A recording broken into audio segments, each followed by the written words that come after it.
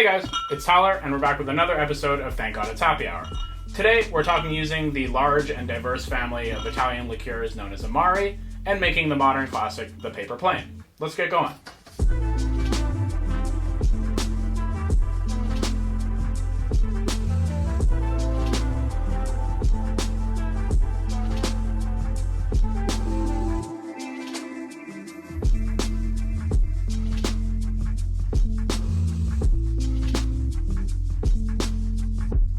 So the paper plane is a cocktail that's definitely gotten a lot of recognition in past years. It was developed in 2007 by an Australian bartender named Sam Ross, who was living in New York and made the cocktail for a couple of friends who owned a Chicago bar named the Violet Hour.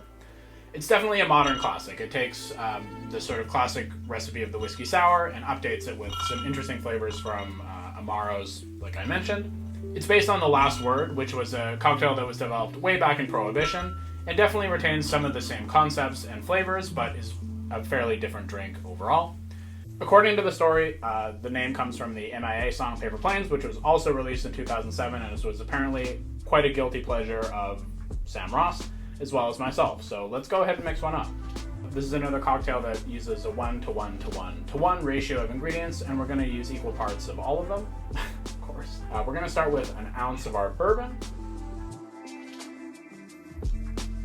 and an ounce of our Pacific Northwest Amaro.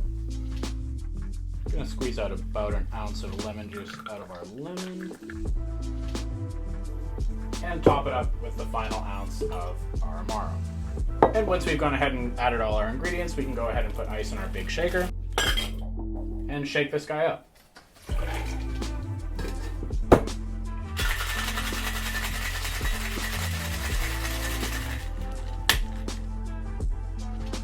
And then we can grab our glass and go ahead and strain this guy out.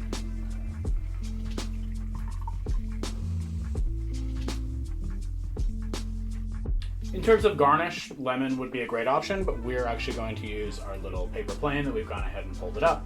And it's a great way to add a little bit of extra flair to this drink. Let's go ahead and give it a taste.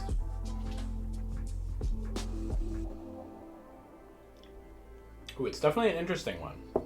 You get citrus right off the bat, both from the nose as well as the actual flavor itself, and then a little bit of bitterness that comes in, I think, from the Pacific Northwest Amaro, which then hands off to bourbon, which then sort of rides out the sweet vanilla / flavors from the Amaro Nonino, which are, again, quite complex. This is a really interesting way to elevate something that is quite simple, like a whiskey sour, and add a whole bunch of other flavors that you might not really otherwise get.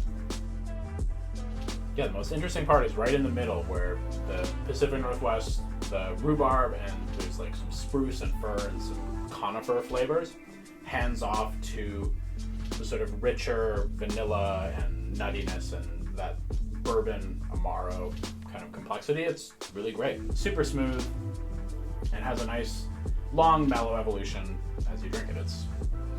It's a modern classic, so you really can't go too wrong with this one.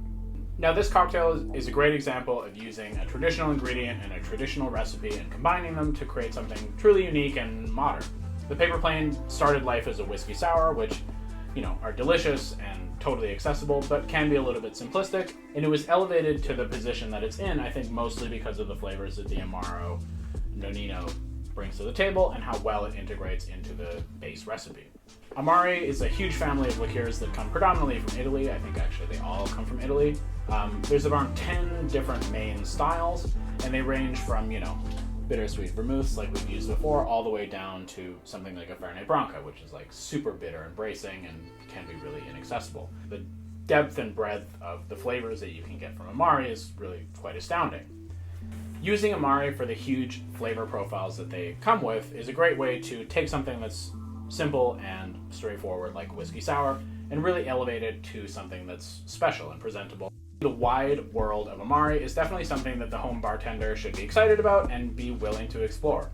We're definitely going to be incorporating different Amaris in future episodes because we think they're awesome and we think that they bring something to the table that other ingredients in cocktails certainly don't. If you enjoyed this video, be sure to give us a like, comment, or again, subscribe. And otherwise, we'll see you in the next one. Cheers.